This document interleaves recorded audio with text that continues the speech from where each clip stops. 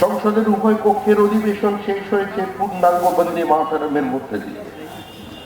আমরা তাকিয়ে দেখলাম সবাই দাঁড়িয়ে আছেন, দু স্ট্রেঞ্জার পর্যন্ত খুব নড়ছিল, তারপরে কেন যেন চুপ করে গেলেন।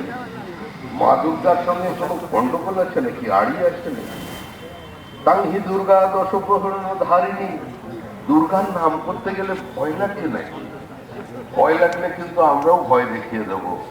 পশ্চিমবঙ্গের মাটিতে থাকতে গেলে বন্দে মাতরমকে গ্রহণ করতে হবে, বন্দে মাতরমকে আত্মস্থ করতে হবে, তবেই ত্রিবর্ণ রঞ্জিত জাতীয় পতাকার মর্যাদা দিতে পারবেন। ধর্মতলা থেকে সরে যান, ওটা কলকাতার মুখ। আমাদের দুজন কাউন্সিলর এখানে আছেন, তার মধ্যে একজন বিধায়ক হচ্ছেন, আমি তাদের দায়িত্ব বলছি, দায়িত্ব নিন।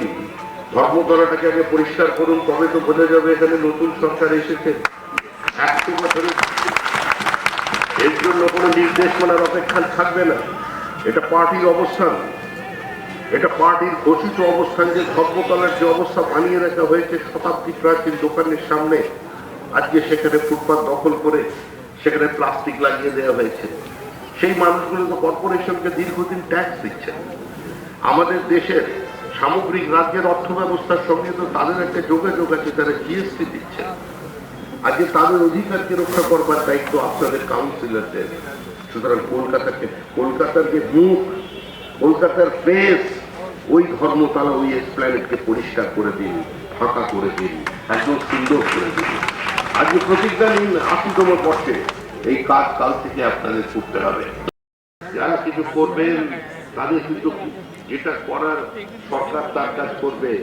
আর মনে করবো আর কলকাতার রাস্তায় কোনোদিন ওই আজাদি আজাদি স্লোগান দেবেন না।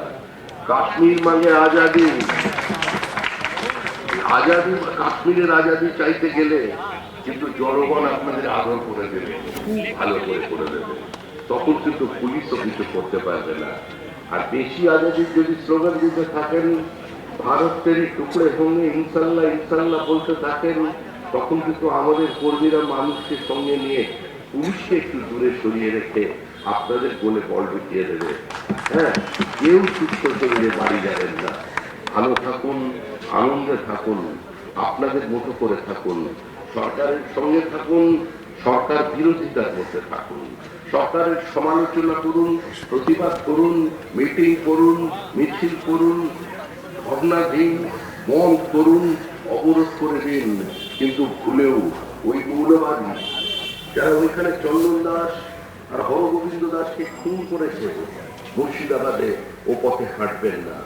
ভুল করুন, মহেশ তলার স্বপ্ন দেখবেন না, খিদিরপুরের স্বপ্ন দেখবেন না।